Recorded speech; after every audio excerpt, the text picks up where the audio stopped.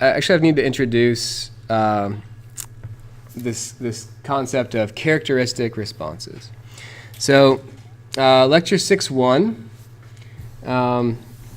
So before we get into first order systems in the next lecture, we want to make this definition and kind of get an idea of some of the different types of forcing functions we might see. So a system's characteristic responses are responses to specific forcing functions called the singularity functions, okay? The reasons these are characteristic are twofold. So the first one is the singularity functions model commonly interesting system inputs, for example, a sudden change in the input, and so they can be said to characterize inputs. So that's one sense in which it's a characteristic response. The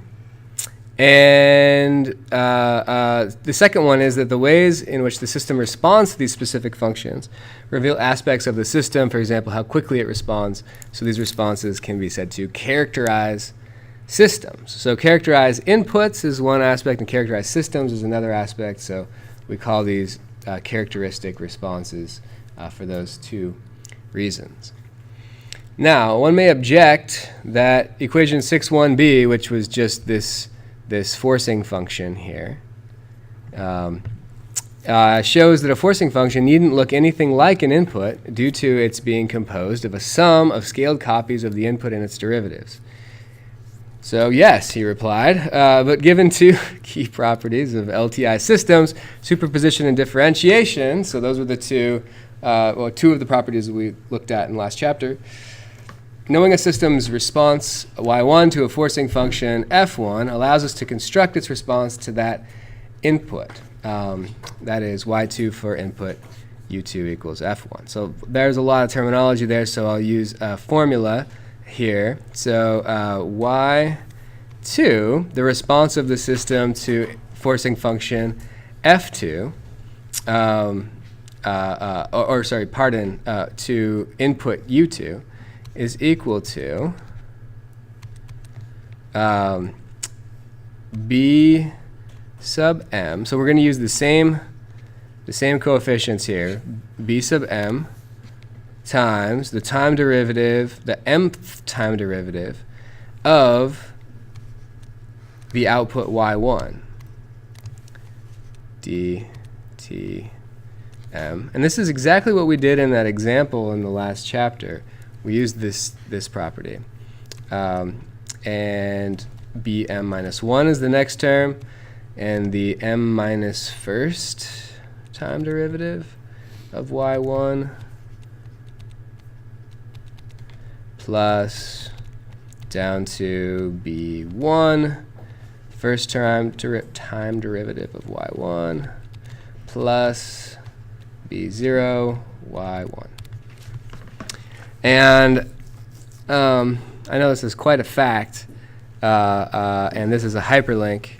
It doesn't work on your paper copies, unfortunately, but it goes to this GIF, which is just a cool GIF. Bitchin'. You guys know this show? Mm-hmm. Yeah, it's pretty awesome. Okay.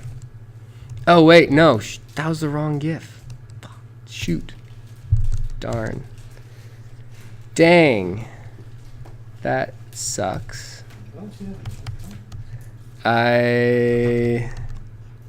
Hold on. We gotta click on the link. Boom, that was the one. Mind blown. God, I can't believe I did it in the wrong order. Now you guys have seen the bitchin' one.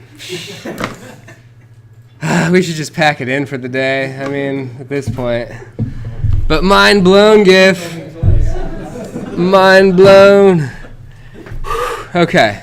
Yeah, you can't actually go. Well, I mean, you can. I don't care. You guys are free. Just do what you need. You guys do you. You guys do you. Okay, so there are three singularity functions we're going to consider, which are now defined as piecewise functions of time. So I'm going to draw a little graph of each over here. And we've mentioned each of these before a little bit, or at least the unit step function we've mentioned before. So the first is the unit impulse, or Dirac delta function. Delta, we use the lowercase Greek symbol delta. It's defined as 0 everywhere except for at time equals 0 when it is undefined. It also, part of the definition is that it has a unity as its integral over time. So 1 is its integral if you integrate over all of time. So if we were to draw this, this would be the origin. And I'm going to do color here. So it starts out for all time less than 0, it's 0. At time equals 0, it's undefined, and then everything greater than 0 is also 0. But we typically will show an arrow here to denote the delta function, the Dirac delta function. It is, strictly speaking, undefined at the origin, but we often think of it as being infinitely spiky there with 0 width. And the area under it is 1. Okay, so if you integrate over the whole thing, it's actually 1. And technically, it's not a function, it's a distribution, but I don't see any mathematicians here to object, so we're just going to keep going. Yeah, yeah. I don't know what to tell you. We just abuse math all the time. Okay, the next thing we'll do is good. Oh yeah, so if we scale it, so if we multiply delta by 5, like nothing really changes because 5 times 0 is 0, and 5 times infinity slash undefined is infinity slash undefined. But the area under the curve will be multiplied by a factor of 5. So that's what happens when you scale the delta function. Okay. So this strange little beast models a sudden spike in the input. So this could be a mechanical system, and you maybe want to model what happens if you were to walk up to the mechanical system and bop it with a hammer and see how it responds. That would be something like the Dirac delta function, or maybe it's like some like sudden impact that happens, very short impact. Or in an electrical system, maybe it's a sudden spike in the voltage or the current. Now, you might ask, why don't we just use something more reasonable and nice to work with, like a little square pulse that has some finite width? Because nothing in the real world is going to happen instantaneously and then be gone. So like, why use this weird thing that's undefined at the origin and whatever? And it turns out it's just easy to work with mathematically, and that's why it's used. So I'll show you some more with the Dirac delta function later on in the semester, but just recognize that this is one of the inputs that we are going to consider, one of the singularity inputs. The next one is more familiar to us. It's the unit step function. So the unit step function, which we'll often denote U sub s, is 0 for all time less than or equal to 0. So at 0, it is defined as 0. At time equals 0, it is defined as 0. And then on the right-hand side of the origin of 0, it jumps up to 1 for the rest of time. So this is the unit step function.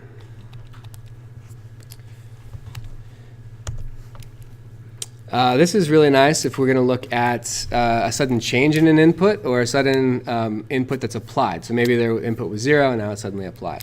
This is the one that we're going to use the most. It's the most useful. Dirac delta is very useful too in certain cases, but I would say unit step is probably the most useful. It's also considered to be the, sort of the gold standard for characterizing the transient response of a system. So if you want to find out how a system responds in transient response to some change in input, usually you're going to use the step function. And then we've got our last one, which is the unit ramp function, which is like the unit step function, except that so it's 0 for all time less than or equal to 0. I can line that up. And then it has a sudden increase, and it's a straight line with slope of 1. So that's the unit ramp function, and we denote that U sub r often. And those are the three that we typically use. I would say unit ramp is the least used, but we'll use it a little bit when we get to the controls part of this course. So unit ramp function, unit step function, and the Dirac delta or unit impulse function are the three that we're going to use to characterize the transient response of a system. And I'm wondering if anyone can see a relationship or relationships among these three functions. Does anybody want to venture a guess? Yeah. The ramp is the integral of the step. The step is the integral of the direct delta. Exactly. So if you go up, you're integrating from the unit impulse to the unit step to the unit ramp. And if you're differentiating from the unit ramp, you go differentiate to get to the step. You differentiate that to get to the Dirac delta function. So there's an integral derivative relationship among these. And that's not an accident. That's by construction. We wanted it to be that way. So. Okay, so that is pretty much that lecture. I did want to mention that if we scale the unit ramp function, I didn't mention this before, obviously multiplying 0 by some factor doesn't change 0, but it does change the slope of the ramp. So you can change the slope of the ramp, just like you can change the height of the step, and you can change the strength is sometimes what it's called, the integral of the delta function. So, all right.